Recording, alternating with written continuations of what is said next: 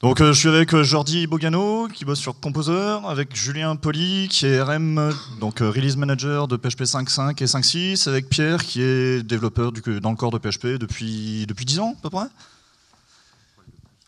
Un poil de plus.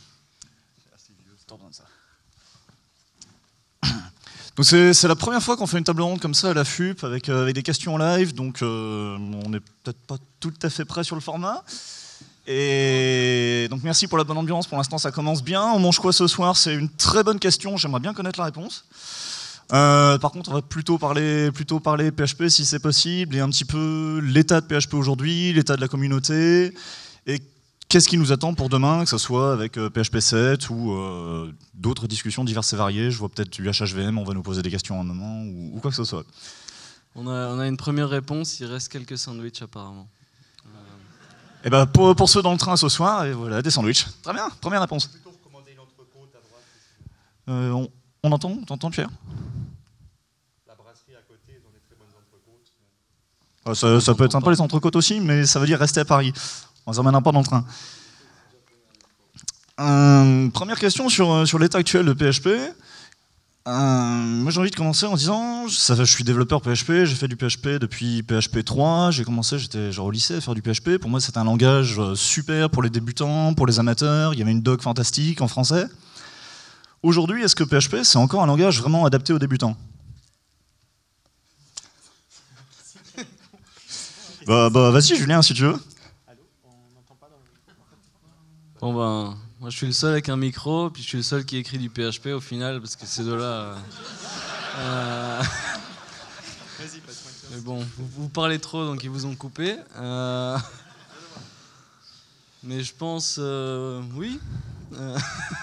Ouais, alors je vais répondre. Après mûre réflexion. Je vais répondre plus sérieusement. Il y a beaucoup de gens qui veulent changer le langage, qui veulent le transformer en un langage pseudo-orienté objet, qui veulent renommer tout un tas de fonctions, tout un tas de choses comme ça, qui veulent introduire tout un tas de choses assez finalement complexes qu'on trouve dans d'autres langages. Donc c'est bien de s'inspirer des autres langages. Tout le monde le fait, tout le monde copie un peu sur tout le monde. Maintenant, en interne, on essaye quand même de veiller à ce qu'il y ait un équilibre entre la fonctionnalité et est-ce qu'elle est utile, est-ce qu'elle va être utilisée, est-ce que ça vaut le coup de l'intégrer dans le langage, parce que l'intégrer, ça veut aussi dire la maintenir pour 5, 10, 15 ans, et est-ce que ça complexifie en fait pas trop le langage. Donc il y a eu pas mal de RFC qui ajoutaient des syntaxes un peu bizarres, ou des fonctionnalités au langage qui se traduisaient par des modifications de la syntaxe de PHP qui finalement étaient considérées comme trop complexes. Donc on essaye quand même de garder un espèce d'équilibre entre ça reste accessible au plus grand nombre, tout en ayant tout un tas de fonctionnalités toujours plus intéressantes. Et puis, Donc finalement on arrive à un langage qui est à la fois accessible aux débutants, ce qui permet à tout le monde d'entrer dedans facilement, et qui répond aussi aux besoins des professionnels comme ceux que nous avons ici. J'ai un avis un peu différent de toi sur ce sujet.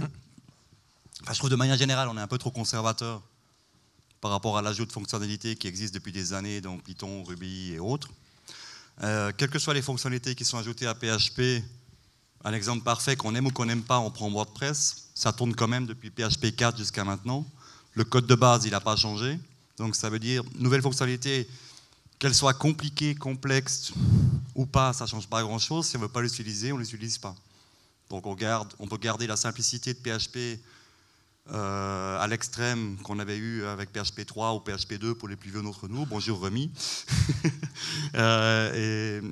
Ou bien utiliser des choses modernes, par exemple, ce qu'on aurait pour avoir besoin dans Doctrine, Symfony, Laravel et autres, qui ont peut-être des besoins de fonctionnalités qu'on n'a pas du tout dans PHP. Par exemple, il y a une RFC maintenant qui va parler des nouvelles manières de travailler avec les propriétés, getter, setter, ou bien les annotations, les choses comme ça. C'est clair, si on parle d'annotation à un développeur WordPress, il va me regarder avec des gros yeux, il ne sait même pas de quoi je parle. Par contre, pour un Doctrine, Zen Framework et autres, c'est quelque chose qui est vital. Donc après, c'est assez dur de trouver le compromis entre les deux mondes, mais on va trouver une solution à un moment ou à un autre. En parlant de développeurs de WordPress, PHP sert à la fois pour bosser avec des frameworks, mais aussi des logiciels comme Drupal, comme Magento, comme WordPress aussi. Est-ce que les besoins de ces communautés, qui sont parfois un peu différents des nôtres et de ceux d'Internals, sont bien écoutés? Ça s'est beaucoup amélioré les dernières années. Donc, on va dire pré-PHP 5, 1, 2, je vais plutôt dire pas du tout écouter. Donc on faisait un peu ce qu'on voulait, c'était plus la philosophie, j'ai besoin de ça, je vais le développer, je le commit, et voilà. Maintenant, avec l'introduction des RFC, etc., c'est plus facile pour nous de savoir ce que les gens veulent, d'avoir du feedback. N'importe qui, si quelqu'un dans la salle va avoir une idée de fonctionnalité, il peut proposer une RFC, demander de l'aide à un développeur, Julien par exemple, ou moi-même, pour pouvoir l'implémenter, etc. Mais sinon, je crois que le plus gros souci, quelles que soient les communautés, spécialement pour WordPress ou Drupal, ou des logiciels qui tablent sur des versions de PHP très larges, donc de 5.0 à 5.6, ou avant, c'est encore il y a quelques années, de PHP 4 et 5, c'est la stabilité, la compatibilité, etc. Et là, on a beaucoup fait d'efforts. Par exemple, on en parlait avec la personne qui s'occupe des packages Fedora et Red Hat, c'est Rémi ici, ce que je remercie d'ailleurs pour ça. Ils ont pratiquement plus de problèmes depuis la 5.4, il y a une migration vers 5.5, vers 5.6. Ils packagent aussi des applications comme PHP MySQL, PHP MyFAQ, etc. Ils doivent pratiquement plus faire de modifications quand il y a une version majeure de PHP qui est sortie. Ce qui est pour nous une victoire déjà à la base. Alors en parlant de version majeure de PHP, on a une question là-haut qui nous demande quand va sortir PHP 7. Julien, toi qui étais RM de 2 versions de PHP 5, est-ce que tu as une idée de quelque chose, je reviens. On a de la concurrence en face, on a HHVM qui avance, qui est utilisé parfois pour booster les choses avec Composer. Il y avait une question aussi, comment accélérer Composer, est-ce qu'une extension PHP vous pouvez aider? PHP 7, ça va amener des choses en termes de performance, mais quand? Il y a une RFC qui propose que ça sorte dans 1 an. Il y en a 2. Donc c'est pas avant au moins 1 an, ce qui est vraiment le truc le plus optimiste. Parce qu'il a fallu exactement 1 an pour sortir PHP 5.4, il a fallu 1 an pour sortir 5.5, il a fallu 1 an pour sortir 5.6. Il y a une différence quand même. Il y a une grande différence entre... Enfin, ce qu'il faut peut-être pour l'introduction, pour ceux qui n'étaient pas là au PHP Tour à Lyon ou à d'autres événements, etc., une des premières RFC qu'on a introduit, c'est le release process. Ça veut dire que maintenant, on force un cycle de release annuel. Donc chaque année, on va sortir un 5.5, un 5.6, enfin il y avait 5.3, 5.4, 5.5, 5.6, éventuellement 5.7, on va en discuter peut-être si c'est nécessaire ou pas. Mais chaque année, on a une nouvelle release avec une nouvelle fonctionnalité, etc. Ce qui fait qu'on a un release assez rapide, avec moins de fonctionnalités, mais chaque année. Après, on revient dans une version majeure PHP 7. Faut garder en tête qu'il y a très peu d'impact au niveau utilisateur pour l'instant, parce qu'on ne voit pas au niveau du langage, mais tout le engine, tout le moteur de PHP a été réécrit. Et c'est encore en train d'être réécrit. Donc, la démarche de dire on sort ça au mois de juin, août, septembre l'année prochaine, c'est vrai que c'est très optimiste. Réalistiquement, enfin, de manière réalistique, je vais plus tabler sur fin d'année prochaine, entre 1 année et 3 mois, 1 année et demie. Après, d'un point de vue, vous avez tous besoin d'avoir un PHP qui est plus rapide, etc. Même si c'est pas la vitesse, à mon avis, on va en discuter peut-être après, la vitesse de PHP, à mon avis, n'est pas le problème de base dans la majeure partie de vos applications, les miennes aussi. Mais vous voulez l'avoir plus tôt. Question bête, qui a déjà testé PHP 7 maintenant? Et parmi nous? Il n'y a pas de main, personne? Ok, 5.6? Ah, c'est déjà mieux. Qui a testé 5.6 avant qu'il soit releasé? Et les autres, pourquoi pas? Qui c'est qui n'a pas levé la main, par exemple? Ah, mince. Celui qui lit son portable. J'ai quelques stats sous les yeux, là. On a PHP 5.2 qui en est 22%, PHP 5.3 44%, 5.3 qui est plus maintenu depuis 1 mois ou 2, je crois. 5.4 en est à 22%, donc la même chose que 5.2. 5.5, c'est génial, 5.5 est le générateur, c'est fantastique. Il en est à 4,4%, et 5.6, j'ai 0,17%. C'est un problème majeur qu'on a, c'est le problème de la poule et de l'œuf. Si on prend bah les autres, on va pas parler du dédié parce qu'on fait un peu ce qu'on veut, mais on prend un hoster, il va dire voilà, mes clients ils utilisent WordPress, c'est 25% du web. On va sur la page de WordPress, version recommandée, PHP 5.2. Qu'est-ce que le hoster va faire? Il va installer éventuellement 5.2, la majeure partie des cas 5.3. Dans une année ou deux, il va installer 5.4. Donc la démarche, c'est plus de dire maintenant comment faire. Et là, j'essaie ça depuis 5 ans, on essaie ça depuis des années. C'est comment on peut faire pour convaincre les hosters, enfin les ISP et autres, d'installer par défaut des versions plus récentes. Ce qui concerne Microsoft, par exemple, je travaille avec l'équipe Azure. Par défaut, c'est 5.5. Dans 6 mois, par défaut, ça va être 5.6. C'est possible maintenant. Pourquoi? Parce que les versions sont compatibles entre elles. Maintenant, c'est comment arriver à faire donner ce message aux hosters et choses comme ça. Ben, vous êtes les gens qui vont pouvoir nous aider ici. On voit des questions sur un peu les fonctionnalités qui vont arriver dans les prochaines versions de PHP. Il y a une question récurrente qui revient tous les ans depuis aussi longtemps que je me souvienne, c'est le typage. Est-ce qu'il va évoluer? Est-ce qu'on y aura du typage un peu plus statique, du type hinting sur les valeurs de retour, des choses façon hack avec du typage vraiment plus fort? Comment, alors d'une part, est-ce que c'est des choses qui ont des chances d'arriver? Et comment est décidé le fait que ça arrive ou non dans PHP? Comment est-ce que PHP évolue? Une réponse est assez claire, elle est non. La réponse est négative, c'est pour le typage statique pur et dur.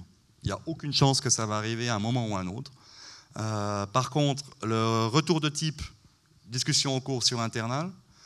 Argument, il y a des discussions qui sont très intenses pour savoir comment on va le faire, si on respecte, excusez du terme, le bordel de ce qui existe actuellement au niveau du conversion de type dans PHP, où on fait quelque chose de plus propre.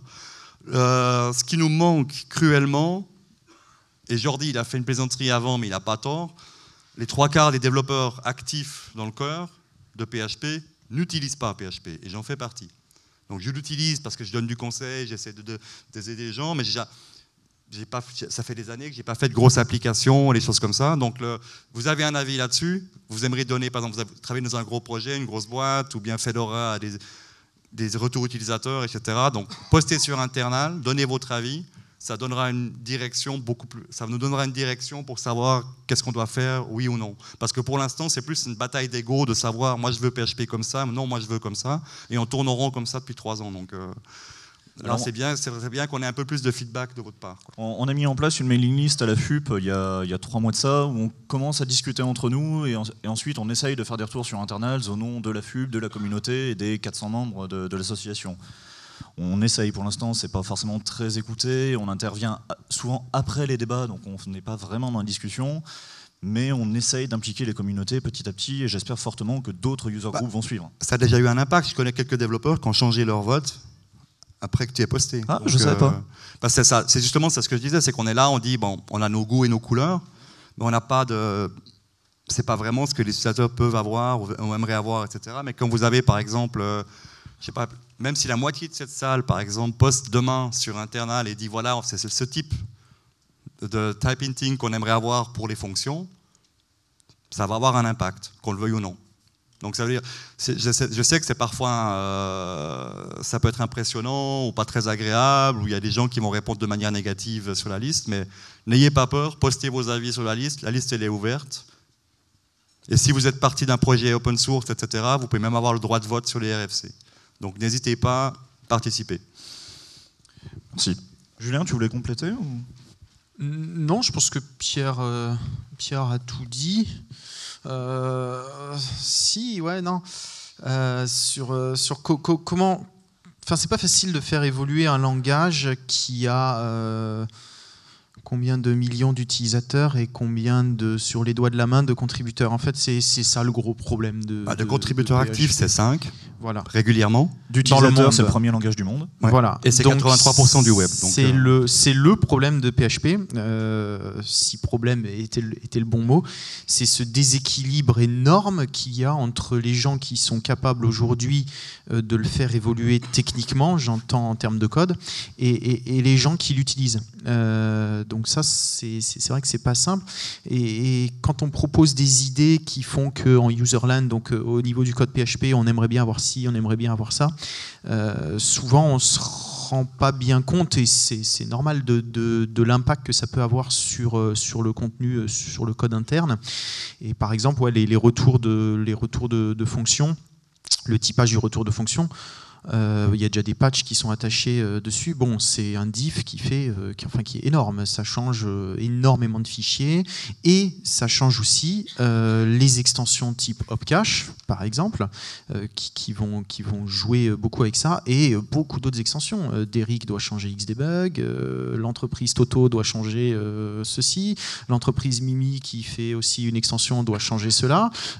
Bon, faut bien avoir conscience de ça, en fait. Pour donner un ordre d'idée, mon équipe, on travaille avec, c'est l'Open Source Tech Center pour Microsoft, mais on travaille sur Linux et Windows. Rémi, c'est la même problématique. C'est gentil de dire on finit PHP 7 au mois de juin l'année prochaine ou au mois d'août, mais il y a pratiquement le triple du travail à faire pour porter les extensions Pickle. Pickle, par exemple, qui aimerait avoir un PHP 7 sans même cachedi, sans Redis, sans aucune de ces extensions, c'est inutile. Enfin, PHP tout seul, c'est un joli petit langage qui sert à rien. Donc c'est vrai que la démarche là, il faut trouver un moyen, un compromis pour que tout soit prêt en même temps. Et ça demande des ressources énormes. Et avec Composer qui s'est démocratisé, est-ce qu'on ne gagnerait pas à avoir des extensions qui soient réécrites en PHP, en se disant PHP va gagner en performance, donc peut-être que des drivers pour Memcached ou autre pourraient être écrits en PHP? Je pense, on voit ça un petit peu avec HHVM. C'est un peu le cas là, mais parce que c'est compilé en JIT, etc. Là, on a un niveau de performance qui... Excuserez, mais fixer les problèmes de I.O. PHP peut être 300 plus rapide, le réseau il ne va pas être plus rapide. C'est ça.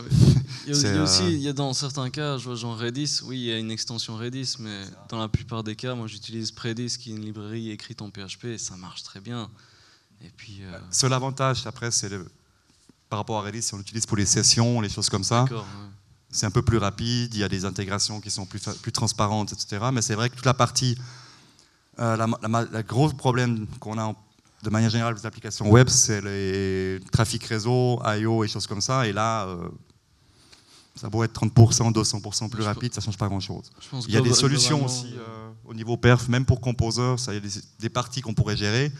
Qui a entendu parler de l'extension QB, par exemple? Voilà. À part toi, tu es hors jeu pour ça. Mais c'est une extension qui vous permet, grosso modo, d'avoir du HHVM par fonction dans votre code PHP. Donc vous définissez avec des sortes d'annotations les types des variables que vous allez utiliser dans PHP, dans une fonction. Et c'est une sorte de machine virtuelle dans la machine virtuelle PHP qui va convertir ça en code natif. Et vous arrivez avec des performances dans certains cas de figure qui sont 2 à 3 fois plus rapides que ce que HHVM peut faire. Oui, mais tu es obligé d'écrire du code spécifique. Non, c'est juste un bloc. Tu es obligé d'écrire des annotations spécifiques. Mais entre c'est pas tu prends ton logiciel, tu le déploies. Ouais, mais entre utiliser un HHVM, c'est-à-dire changer l'infrastructure complète de ce que vous utilisez dans vos productions, ou bien d'ajouter un commentaire dans une fonction qui prend un peu trop de temps, le facteur risque, à mon avis, il est assez clair là. Je vois une question sur l'échec de PHP 6. Comment expliquer l'échec de PHP 6 ? J'ai envie d'aller un petit peu plus loin. En fait, l'échec de PHP 6, c'est Unicode. Il fallait refaire un petit peu tout PHP. Ça a été très ambitieux et ça a un petit peu tombé. Au bout d'un moment, les gens ont arrêté de s'y penser. Plus ou moins, non ? Alors, comment expliquer l'échec de PHP 6 ? Non, mais... T'étais pas encore là, toi ? Non, j'étais pas encore là, non. Et toi non plus, non ?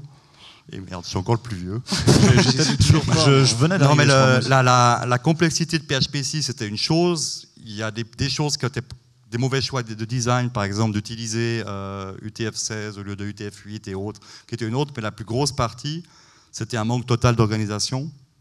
C'est-à-dire qu'il y avait, comme d'habitude, un groupe de personnes qui décident pour les autres, plus un autre groupe de personnes qui prennent d'autres décisions, etc. Ce genre de problème, à mon avis, ne va pas arriver à nouveau grâce au RFC, avec un processus qui est clairement défini. Les nouvelles fonctionnalités sont décidées par consensus via des votes, des choses comme ça. Donc les problèmes politiques, d'ego et autres qui se sont passés avec PHP 6, il y a très très peu de risques que ça arrive à nouveau. D'accord, et puis le fait que PHP 7 sorte bientôt, finalement, ça va aussi empêcher de s'enliser, et puis on va continuer à avancer beaucoup plus vite. Ouais. PHP 6, j'entends PHP 6, je me dis Unicode. Est-ce qu'on aura de l'Unicode enfin en PHP 7 du full Unicode, où tout marche en Unicode? Non.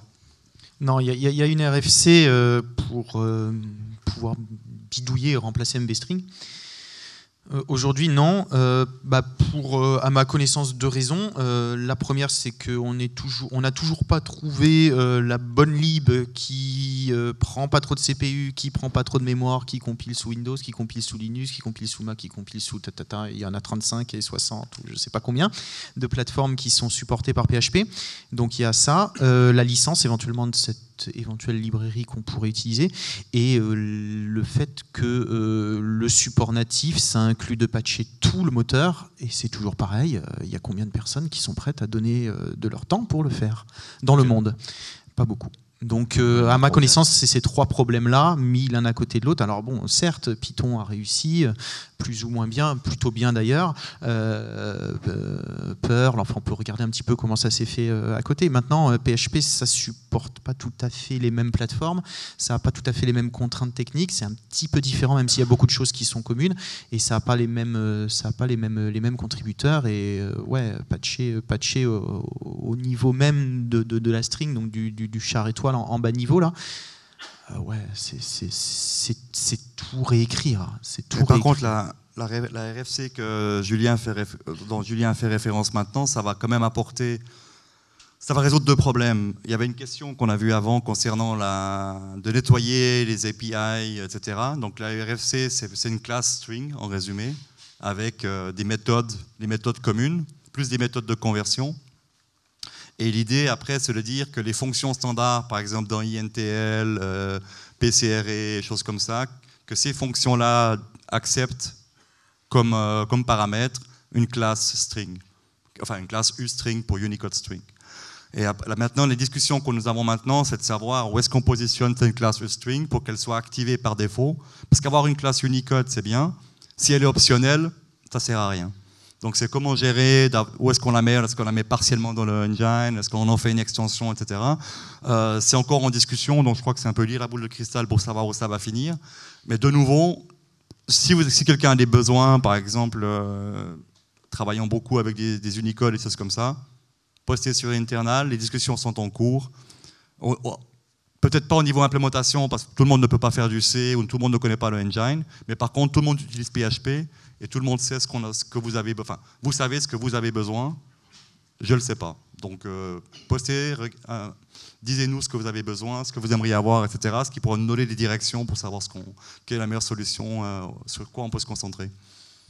Je vois plusieurs questions qui passent sur Composer et sur l'accélération de Composer, essayer d'optimiser un peu les choses. Alors, on va de le suggérer, d'écrire une extension, peut-être de le réécrire en C. Oui, c'est de nouveau. Petit oui. Qui veut écrire du C, hein? Il y en a les deux là, mais. C'est quoi qui est lent en fait? C'est quoi qui est lent en fait? Il y a les réseaux, machin, tout ça, mais le reste. Ouais, mais au final, le réseau, c'est pas le plus lent ou c'est le plus facile à accélérer, on va dire. Et c'est le truc que j'ai lancé, la Torrent Proxy, ça règle la partie réseau, où ça améliore grandement en tout cas. L'autre problème, le problème principal, et ce que les gens ont du mal à visualiser, c'est que si on require 10 packages qui require chacun 10 packages qui ont chacun 20 versions différentes, ça fait, je sais pas combien, parce que je suis un peu fatigué, mais ça fait beaucoup de beaucoup de possibilités de packages en gros, il faut essayer toutes les possibilités.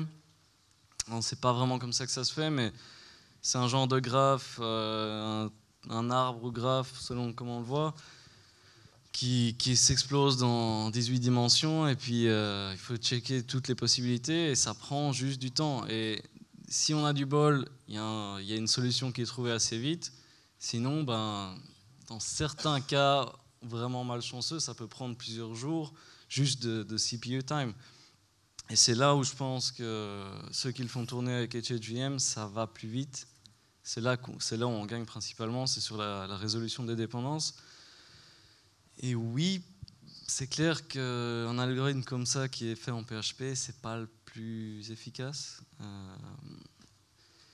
L'écrire en C, oui, peut-être. À la base, c'était un truc en C qu'on a porté en PHP, donc il y a eu des modifications depuis, donc on pourrait le reporter en C. Tout est possible, mais il faut quelqu'un qui a envie de le faire, quoi. En général, c'est facile de porter un algorithme en C. La question, après, c'est savoir la fréquence de modification. Donc, si tu changes un truc tous les 2 semaines... Ouais. Non, mais je pense qu'il y a une partie core qui est possible de porter assez facilement et qui change très très rarement. Après, la question, c'est de voir est-ce que ça suffit à augmenter vraiment les performances. Là, il faut les tester avec QB, justement. Ouais. Parce que là, si par exemple, il y a une partie d'algorithme qui est, enfin, passage de tree et choses comme ça, c'est très utilisé pour QB, par exemple, pour des fonctions fractales et des choses comme ça qui font dans les démos. Et là, si on arrive à améliorer, et quelqu'un qui dit bon, c'est trop long, ils activent l'extension QB et ça fait un boost de 50%, c'est ça de gagner. Ouais. Ça ferait une bonne démonstration. Ok. PHP 7, on essaye en PHP en général d'avoir des choses qui sont assez compatibles. On espère pouvoir passer de PHP 5 à PHP 7 assez facilement sans avoir à réécrire toutes nos applications. Pourtant, alors il y a des choses qui ne changeront pas dans PHP 7. Il y avait une question tout à l'heure sur les fonctions de tableau, l'ordre des paramètres, ça ne changera pas parce que ça casserait tout le code PHP existant, donc ça ne changera jamais. Par contre, on a plein de choses qui sont aujourd'hui marquées comme obsolètes. Je pense à l'extension MySQL, je pense à plein d'autres petites choses. Il y a une liste longue comme ça sur internals. Est-ce que c'est des choses qui vont disparaître avec PHP 7 au risque peut-être de complexifier un petit peu les migrations ? C'est là, il y a une discussion de nouveau, là-dessus, c'est qu'on a déprécié des extensions, des fonctions, des choses comme ça. Je m'excuse. Et là, il y a une discussion, on dit on va les garder, on va les laisser déprécier. Et moi, je dis ça sert à quoi de déprécier les choses si on ne les vire jamais ? Après, question bête, qui utilise encore l'extension MySQL ? Je ne parle pas de MySQLi ou de PDO MySQL, mais MySQL. Pourquoi ? Ah, c'est sa faute, mais c'est toi qui utilises. Ok, mais pourquoi alors ?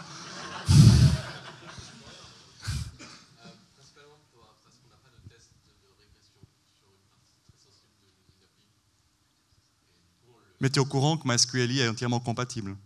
La réponse était parce qu'il n'y a pas de test de régression sur une application. Ok. Parce que là, c'est typiquement, même WordPress fonctionne maintenant avec MySQLi, par exemple. Donc c'est un problème de sécurité en soi d'utiliser MySQL. Donc c'est pour ça, c'est le genre de truc qu'on aimerait bien virer. À mon avis, ça va pas arriver parce que je sais pourquoi, mais etc. Mais la question, c'est il y a plus des petites fonctionnalités. Je me fais pas trop de soucis pour MySQL, mais il y a des petites fonctionnalités qui sont marquées en déprécié en 5.4, en 5.5, en 5.6, qui vont être définitivement déactivées. Donc si vous avez par exemple du code qui tourne de PHP 4 à maintenant, là vous allez avoir des problèmes avec PHP 7. Mais par exemple, dans la partie QA sur PHP, enfin mon équipe elle bosse, on a une centaine d'applications, c'est tout disponible sur QA.php.net quand ça reviendra en ligne. Le serveur il est down actuellement, mais les rapports sont disponibles sur Windows.php.net. WordPress tourne maintenant sur PHP 7 sans souci, par exemple. La version master d'hier, ça tourne sans problème. Sans aucune modification de code pour la partie BC et autres, quoi. Ok. Je peux prendre une question vite fait, elle n'est plus là, mais vas-y, prends. J'ai vu quelqu'un qui demandait, qui disait que c'est un peu intimidant de poster sur Internal. Ça rejoint un peu ce que tu disais avant. Enfin, moi, je suis un peu aussi dans la même position où je suis pas vraiment impliqué. J'écris une ligne de C dans ma vie. Je suis pas du tout impliqué dans le cœur de PHP. Mais par exemple, tout à l'heure, j'ai écrit un mail. Je sais pas si j'ai réussi à l'envoyer avec le Wi-Fi encore, mais il est arrivé. Ok. J'ai écrit un deuxième après. Enfin, le truc, c'est que moi, je pense que il faut pas avoir peur parce que oui, ils mordent des fois, mais c'est qu'un email, quoi. Il y a pas vraiment grand chose à perdre. Au pire, on envoie un mail. Dans le pire des cas, il est ignoré ou bien on se prend une engueulade. Bon, tant pis. Ou dans le meilleur des cas, c'est bonne idée, voilà. On va faire ça comme ça. Et ça passe plus souvent comme ça qu'autre chose. Oui, mais je pense surtout le bon côté, même si on a une réponse négative, je trouve le bon côté, c'est que ça change un peu la balance qui pour l'instant est très... conservative. Oui, conservative, parce qu'il y a beaucoup de ces gens qui font du C, qui sont là depuis longtemps et qui n'aiment pas trop les changements et qui ont vraiment aucune idée de ce qui se passe dans le monde PHP utilisateur. Et d'un autre côté, il y a quelques personnes qui essayent de pousser, ou des nouveaux contributeurs aussi, mais c'est toujours un conflit un peu sans fin qui n'a ni queue ni tête. Donc avoir juste des gens en plus qui poussent un peu dans la direction utilisateur, je pense que c'est une bonne chose. C'est vraiment à nous qui utilisons PHP tous les jours, et aussi en tant que communauté de dire voilà ce dont nous on a besoin et voilà comment on aimerait que PHP avance. Après c'est plus facile si on fait du C et qu'on propose des patchs en même temps, c'est sûr. Ouais, mais ce qu'il y a, c'est que quand il y a une RFC, en général, il y a un patch. Alors dès le moment où il y a le patch et la RFC... Justement, on a des RFC qui arrivent avec un patch, qui se font rejeter des fois, et les gens qui ont codé pendant des semaines pour prendre un patch, ils reviennent plus.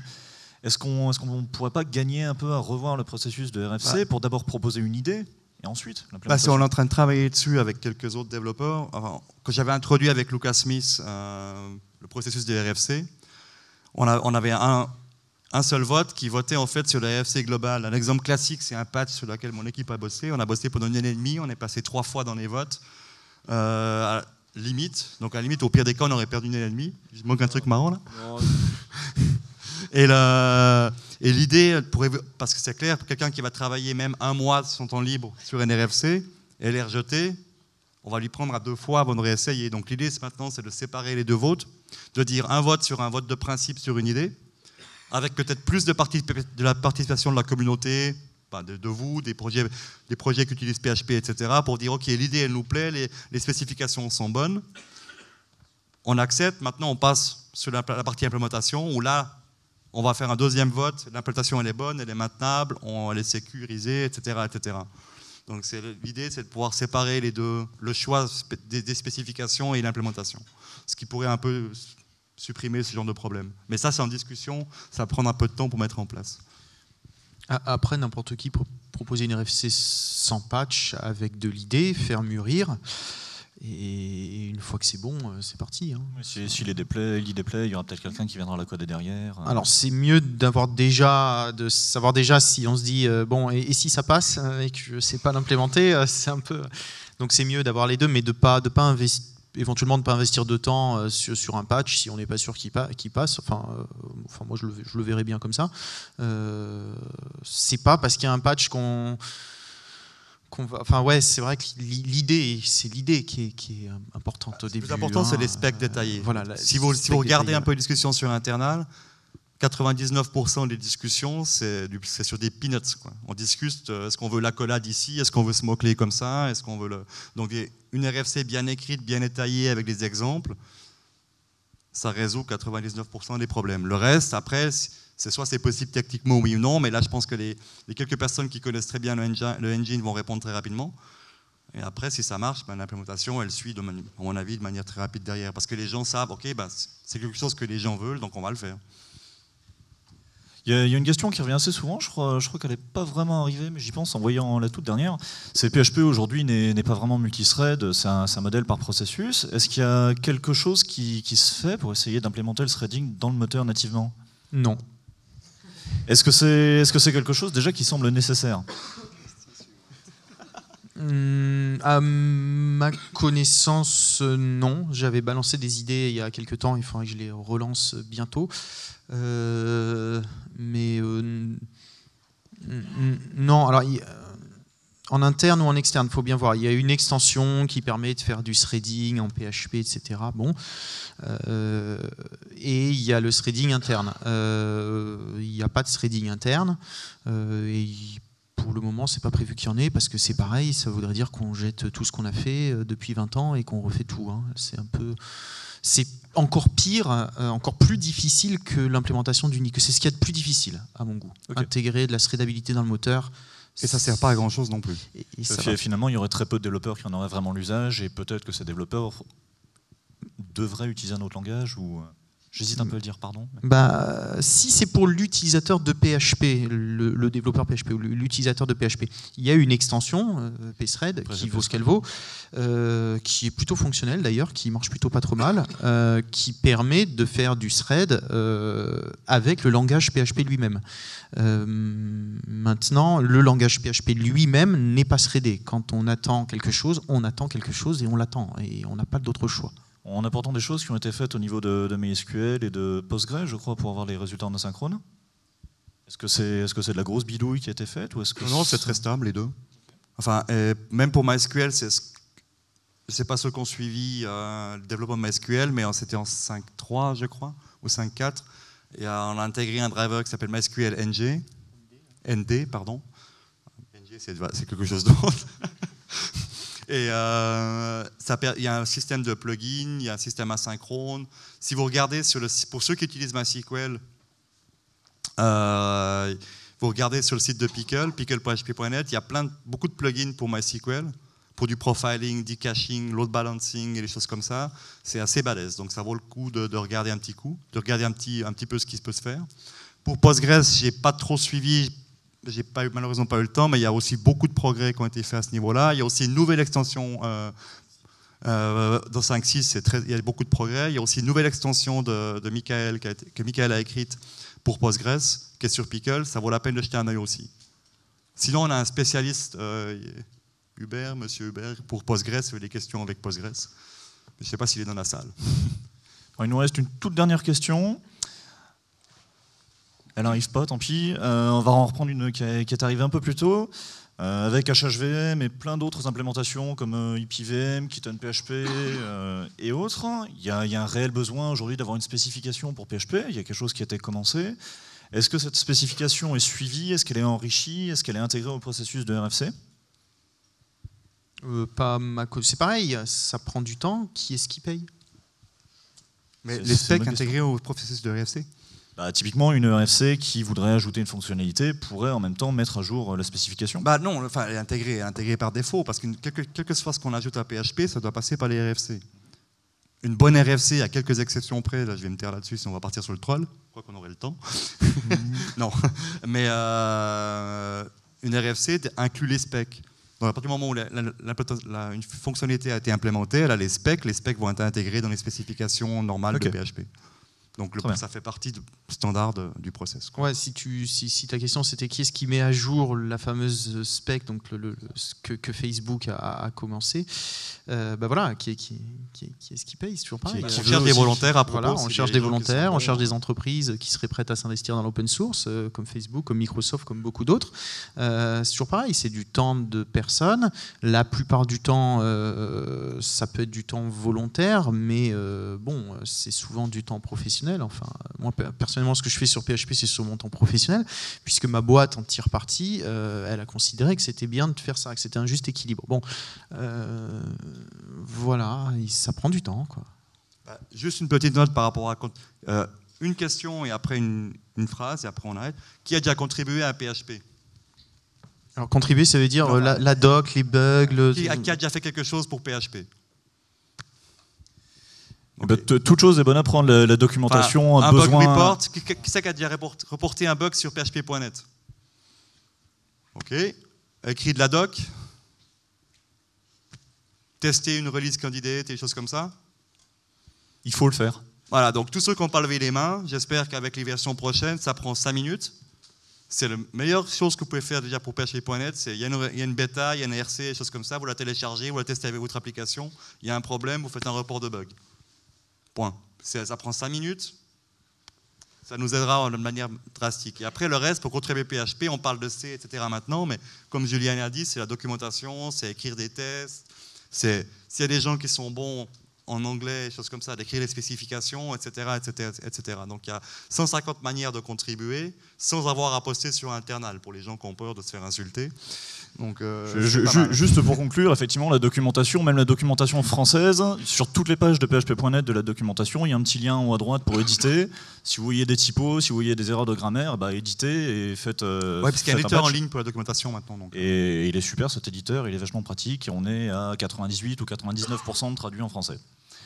On va s'arrêter là. Merci à tous les trois. Merci à vous tous. On va être disponible.